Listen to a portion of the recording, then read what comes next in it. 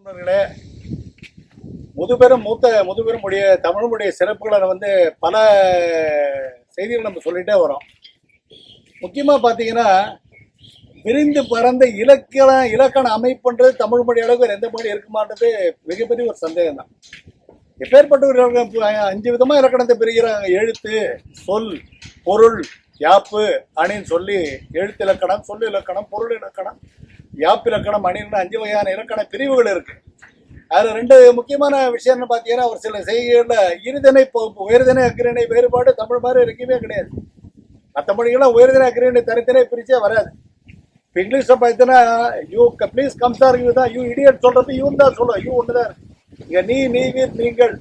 அதே மாதிரி ஐம்பால் பகுப்பு, ஆண்பால் பெண்பால் பலரோட முடிஞ்சிடும். ஒன்றன்பால் பலவின்பால் சொல்லக்கூடிய அது, அவைன்னு சொல்லக்கூடியது தமிழுக்குள்ள தனி சிறப்பு. அப்ப இருதிணை, ஐம்பால் பகுப்பு, அதே மாதிரி 5 வகையான இலக்கணங்கள்லாம் தமிழுக்குடைய தனிப்பெரும் சிறப்புன்னு நம்ம சொன்னோம். இன்னொன்று பார்த்தீங்கன்னா, சொல்லாடுமைன்னு பாக்குறப்ப தமிழ் அளவுக்கு எந்த மொழி இல்லைன்னு அறுதிட்டு நம்ம சொல்ல முடியும். இப்போ ஒரே பொருளை கொடுக்கக்கூடிய பல சொற்கள் இருக்கும். ஒரு பொருள் பன்மொழின்னு படிச்சிருப்பீங்க. இப்போ உதாரணமா இங்கிலீஷ்ல மதர் ஒன்று தான் சொல்ல முடியும். மாதாஜின்னு சொல்லுவோம், மாதாஜி மாதான்னு சொல்லுவான் வடமொழியில. நம்ம இதுல பாத்தீங்கன்னா தாய், அன்னை, அம்மா சொல்லிட்டே போகலாம். 3 ஒரே பொருள் தான்.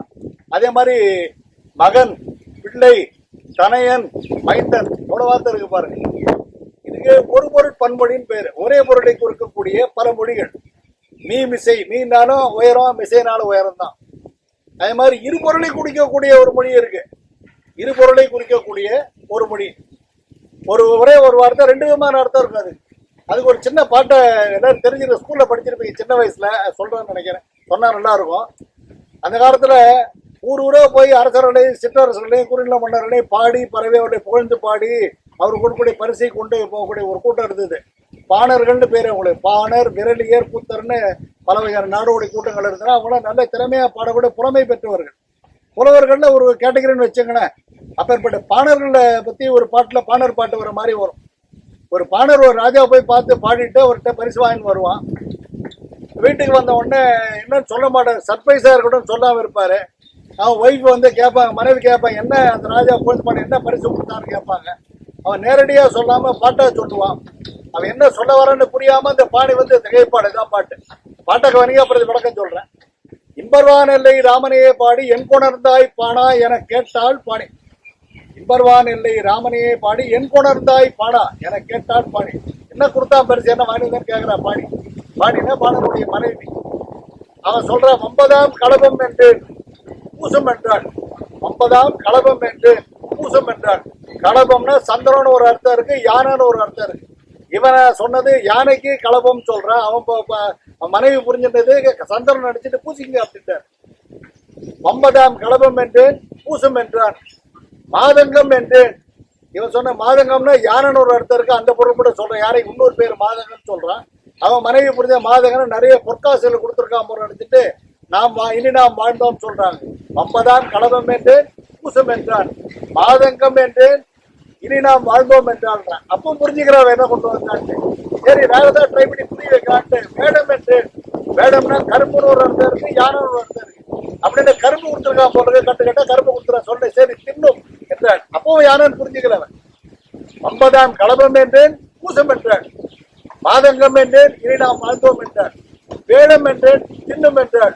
அப்புறம் கம்பமா என்றேன். கம்பத்துல கட்டக்கூடியவன் கம்பமா என்றேன்னு சொல்றான். அவன் கம்பு மாவன் நினைச்சு நற்கடியாம் என்றாள் அப்படின்றான். இப்படிதானே அவளை புரிய வைக்கிறது. அவன் கடைசியில கைமா என்றேன், கையுள்ள விலங்குன்னு. அப்பதான் புரிஞ்சது யானைன்ட்டு. சும்மா கலைஞரான நம்ம களபம்ன்றதுக்கு 2 பொருள். ஒன்று சந்தனம், ஒன்று யானை. மாதங்கன்னா ஒன்று பொண்ணு, உன்னோட யானை. அதே மாதிரி வேடம்னா ஒன்று கரும்பு, உன்னோட யானை. கம்பமான கம்பு மாவன் ஒரு அர்த்தம் இருக்கு, கம்பத்தில் கட்டக்கூடியவரங்கன்னு சொல்றேன். அப்ப இதுக்கு பேர் என்ன? இரு பொருள் ஒரு மொழி. முதல்ல சொன்னது ஒரு பொருள் பன்மொழி. இப்ப சொல்றது இரு பொருள் ஒரு மொழி. அப்புறம் பல்பொருள் ஒரு மொழின்னு ஒண்ணு இருக்கு. 3வது, ஒரே வார்த்தைக்கு பலவிதமான அர்த்தங்கள் இருக்கும். எப்படி ஒரு வார்த்தைக்கு ஒரு அர்த்தத்துக்கு பல வார்த்தைகளை பார்த்தோம். 2 பொருள் போட ஒரு வார்த்தையை பார்த்தோம். பல பொருள் போடக்கூடிய ஒரே வார்த்தையை கம்பரா, அது குறிப்பார் உணர்த்தக்கூடிய பாடல் கம்பராமாயணத்துல வரும். அனுமார் கடலை தாங்கி லங்கையை போனார். லங்கையை போய் சீதையை பார்த்தார். கண்ணாடி ராவண அவமானம் கொடுத்தா வார்த்தை லங்கை கொடுத்து இதை பாட்டா வரைக்கிறப்போ 5 5 5 சொல்லியே ஒரே 5 வச்சு முடிப்பார். பஞ்சபூதங்களுடைய சேர்க்கை தான் இறைவன்றதை காட்டக்கூடிய அளவுல 5லே 1 பெற்றான், 5லே 1 தாவி, 5லே 1 ஆறாக, ஆரியர்க்காக ஏகி, 5லே 1 பெற்று அணங்கை கண்டு அயலார் ஊரில் 5லே 1 வைத்தான் அவன் எம்மை அழைத்து காப்பான். எல்லாரும் தெரிஞ்ச ஒரு பாப்புலரான பாட்டு தான் அது. 5லே 1 பெற்றான் பஞ்சபூதத்துல ஒண்ணு என்ன? காற்று, வாயு மைந்தன். அப்ப 5லே 1 பெற்றான்றப்ப வாயு மைந்தன் அனுமார் வரப்ப காற்று வந்துடுது. 5லே 1 எதை தாண்டார் அனுமார்? கடலை தாண்டார், நீர் வந்துடுது, காற்று நீர். 5லே 1 ஆறாக, ஆறுன்னா வழி, ஆகாய மார்க்கமா போனார். அப்ப வாயுகுமாரனாகிய அனுமான் ஆகாயத்தின் வழியாக கடலை தாண்டினார். இவ்வளவுதான் கருத்து. அப்புறம் எங்க போனார்? 5லே 1 பெற்றான், 5லே 1 தாவி, 5லே 1 ஆறாக. எதுக்காக போனார்? ஆரியருக்காக. யாரவ? சீதை. சீதை யாரு? மண்ணின் மைந்தாள் அல்லவா, மண்ணின் புதவிலே அல்லவா. அதனால பாக்குற மண் வந்துடுதாங்க. அப்புறம் அவமானப்படுத்தி ராவணன் துரத்தி அடிக்கிறப்ப வால்ல நெருப்பு வச்சப்போ ஊரே கொளுத்திட்டு வந்தார். அப்ப என்ன சொல்றான்? 5லே 1 பெற்றான், 5லே 1 தாவி, 5லே 1 ஆறாக, ஆரியருக்காக ஏகி, 5லே 1 பெற்று அணங்கை கண்டு அயலார் ஊரில் 5லே 1 வைத்தான், நெருப்பு வச்சு வந்தார், அவன் நம்ம எடுத்து காப்பான்னு சொல்லுவாங்க. அப்ப இது குறிப்பால உனக்கு 5 ஒரு வார்த்தை வச்சு 5 விதமான பொருட்கள ஒரு விளக்கம் காட்டுறாரு பாரு. இது சார்ந்த இன்னொரு அற்புதமான ஒரு பாடம். அதான் தலைப்புக்கு வரணும். இப்போ மரம்ன்ற ஒரே ஒரு வார்த்தைங்க, மரம்ன்ற ஒரு வார்த்தையை வச்சு ஒரு கவிதை எழுதியிருக்காரு ஒருத்தர், சுந்தர கவிரான்னு ஒருத்தர் எழுதுகிறார். ரொம்ப அற்புதமான கவிதை. அந்த பாட்டை சொல்றேன். ஒரே மரம் மரம் மரம் மரமா வரும். அப்புறம் வழக்கம் சொல்ல கேளுங்க, ரொம்ப நல்லா இருக்கும், இன்ட்ரெஸ்டிங்கா இருக்கும். இதெல்லாம் தெரிஞ்சுக்க முற்படுறதே இல்லை. எப்ப பார்த்தாலும் வீடியோ கேம்ஸ் பார்க்க வேண்டியது, சாட் பண்ண வேண்டியது, அப்புறம் கண்ட குத்துப்பாட்டை பார்த்து கூத்தடிக்க வேண்டியது, குதிக்க வேண்டியது. தவிர தமிழ் இலக்கியத்துல எவ்வளவு ஆளுமை இருக்கு, எவ்வளவு அற்புதமான விஷயங்கள் இருக்குன்றத முதல்ல பெரியவங்க நாட்டத்தோட படிக்கணும்னு தெரிஞ்சுக்கணும், குழந்தைகளை சொல்லிக் கொடுக்கணும். இது ஒரு சின்ன ஒரு தாழ்மையான வேண்டுகோள் தான். யாரையும் குறை சொல்றது கூட இதோட நோக்கமா இல்லை. சரி, இப்ப தலைப்புக்கு வருவோம், பாட்டுக்கு வருவோம். மரமது மரத்தில் ஏறி, மரமது தோளில் தாங்கி, மரமது மரத்தில் சென்று, மரமது மரத்தை கண்டு, மரத்தினால் மரத்தை குத்தி, மரமது மரத்தில் ஏறி, வளமனை புகுந்த போது, மரமது கண்ட மாந்தர் மரமோடு மரம் எடுத்தாரே. இவ்வளவுதாங்க பாட்டு. தலசுத்தர் மாதிரி ஒரே மரம் மரம் ஒண்ணு புரியலேன்னு சொல்லுவாங்க. முதல் வரியில வருவோம் பாருங்க, கொஞ்சம் விளக்கமா சொல்றேன். மரமது மரத்தில் ஏறி, முதல் மரம் என்ன? அரச மரம். அரச மரமாகி அரசன். மரமது மரத்தில் ஏறி, மரம்னா குதிரைன்னு ஒரு அர்த்தம் இருக்கு. அரசமரமாகிய அரசன், குதிரை மரமாகிய குதிரை மேலே ஏறினா, ராஜா குதிரை மேலே ஏறினா, முடிஞ்சு போச்சு. மரமது மரத்து தோளில் தாங்கி, அரச மரமாகிய அரசன், வேல மரமாகிய வேலை தோல்ல வச்சுனா, ராஜா குதிரை மேல ஏறிட்டான், வேலை தோல்ல எடுத்து வச்சுக்கிட்டான். மரமது மரத்தில் ஏறி, மரமது தோளில் தாங்கி. அப்புறம் என்ன பண்ணான்? மரமது மரத்தில் சென்று, அரச மரமாகிய ராஜா. மரம்னா காடுன்னு ஒரு அர்த்தம் இருக்கு. காட்டுக்கு போறான். எதுக்கு போறான்? காட்டுக்கு வேட்டைக்கு போயிருக்கான். ராஜா தோல்ல ஈட்டியை வச்சுட்டு குதிரை மேல ஏறி காட்டுக்கு போயிருக்க. இது வரைக்கும் புரிஞ்சது இல்ல. மரமது மரத்தில் ஏறி, மரமது தோளில் தாங்கி, மரமது மரத்தில் சென்று. அப்புறம் அவன் என்ன பண்றான்? மரத்தை ராஜா ஒரு புளியை பார்க்கறான்.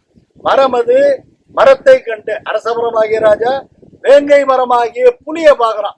அப்புறம் மரத்தினால் மரத்தை குத்தி, கையில இருக்க வேலை மரமாகிய வேல்னால வேங்கை மரமாகிய புளிய குத்துறான். வேட்டையாடி முடிச்சு போச்சு. ராஜா தோல்ல வேலை எடுத்துக்கிட்டு குதிரை மேல ஏறி காட்டுக்கு போறான். ஒரு புளிய பாக்குறான், புளிய வேல்னால குத்திடுறான். வேட்டையாடி முடிச்சாச்சு. திருப்பி என்ன பண்றான்? மரமது மரத்தில் ஏறி, திருப்பி ராஜா குதிரை மேல ஏறுறான். வடமனை புகுந்த போது, அரண்மனைக்கு வந்த போது, வேட்டையாடி முடிச்சுட்டு வெற்றியோடு வரக்கூடிய ராஜாவை பார்த்த மாந்தர்கள் என்ன பண்ணாங்க? மரமோடு மரம் எடுத்தாரு. இங்கதாங்க பஞ்சு இருக்கு. அது என்னங்க மரமோடு மரம் எடுத்தாருன்னு புரியலையேன்னு சொல்றாங்க. சாதாரணமா ஒரு நல்ல நிகழ்ச்சிக்கு போயிட்டு வந்தாலும் ஒரு வெற்றி வாகை சூடி வரப்ப என்ன பண்ணுவாங்க? வீட்டுல ஆரத்தி எடுக்கிறது இல்லையா? ஆரத்தி என்ன பிடிச்சா என்ன வரும்? ஆல் பிளஸ் அத்தி சிக்கொண்டு ஆரத்தி. ஆலமரத்தையும் அத்தி மரத்தையும் சேர்த்தா ஆலத்தி, அது ஆரத்தின்னு மாறிடுச்சு. இவ்வளவுதாங்க பாட்டு. ராஜா வேலை கையில எடுத்துக்கிட்டு குதிரை மேல ஏறி காட்டுக்கு போய் ஒரு புலிய பாக்குறான், புலிய வேட்டையாடுறான், திருப்பி குதிரை ஆடுறான், ஊருக்கு வரான். அரண்மனைக்கு வரப்ப மக்கள்லாம் ஆரத்தி எடுத்தாங்கன்னு இந்த கதையை எவ்வளவு அற்புதமான பாட்டா சொல்லிருக்காரு பாரு. இப்படி ஒரு விளக்கத்தை சொல்லணும், புரிஞ்சிருக்குமா உங்களுக்கு? மரமது மரத்தில் ஏறி, மரமது தோளில் தாங்கி, மரமது மரத்தில் சென்று, மரமது மரத்தை கண்டு, மரத்தினால் மரத்தை குத்தி, மரமது மரத்தில் ஏறி, வடமனை புகுந்த போது, மரமது கண்டமாந்தர் மரமோடு மரம் எடுத்தாரு. அப்ப தமிழுடைய சொல்லாடல்ல எப்பேற்பட்ட வியப்படைக்குது பாருங்க. வெறும் ஒரு மறன்ற ஒரு வார்த்தையை வச்சு ஒரு சின்ன ஒரு கதையை கொண்டு வந்துட்டாங்க பாருங்க எபிசோட். இதெல்லாம் தான் தமிழ் மொழியுடைய தனிச்சிறப்புன்னு சொல்றது.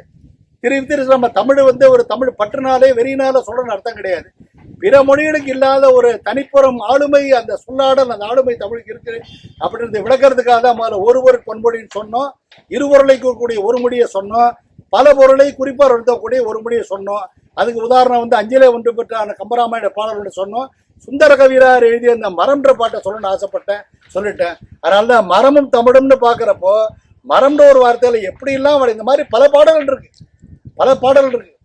கம்பராமாயணத்தில் ஒரு பாட்டு வரும், நம்ம ஏற்கனவே அப்படி சொல்லிட்டே போயிட்டு கடல்னா எல்லாம் சீனா கடல்னு தெரியும். கடலுக்கு இப்போ வேற என்ன இருக்கு? சமுத்திரம். சமுத்திரன்றது வடமொழி சொல், தமிழ் சொல் கிடையாது. ராமாயணத்தில் சொல்றாரு பாருங்க, தசரதன் 4 விதமான கடலை தாண்டினானா. என்ன வியப்பா இருக்கா? என்ன சொல்றேன்னு பாருங்களேன். அதுல ஈந்தே கடந்தான் இறப்போர் கடல், எண்ணில் உன்னூல் தோய்ந்தே கடந்தான் அறிவரும் அடக்கர், காய்ந்தே கடந்தான் பகை எனும் வேலை, தோய்ந்தே கடந்தான் திருவின் தொடர் போக பவம். இந்த பாட்டுக்கு விளக்கம் சொன்னா ரொம்ப நேரம் ஆகும். 4 வார்த்தை கடை சொல்றாங்க.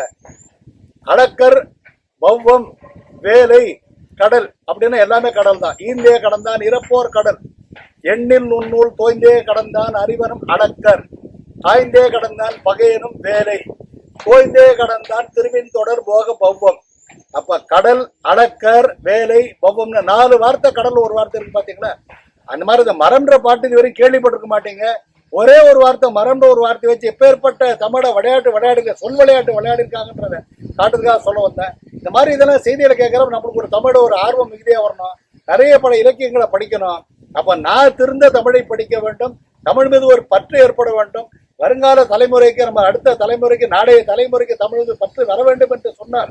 அதனுடைய மாட்சிமையை, அதனுடைய மேன்மையை, அந்த சொல் ஆளுமையை நாம் எடுத்து சொல்ல வேண்டும் என்கின்ற அளவுல இந்த உரையை நிறைவு செய்யறேன். என்ன நண்பர்களே, உங்களுக்கு இந்த வீடியோ பிடிச்சிருக்கும்னு நினைக்கிறேன். மறக்காம லைக் பண்ணுங்க, ஷேர் பண்ணுங்க, சப்ஸ்கிரைப் பண்ணுங்க. மீண்டும் சந்திக்கும் வரை உங்களிடம் நன்றி கூறி விடைபெறுவது உங்கள் நண்பன் ஆசங்கர். நன்றி, வணக்கம்.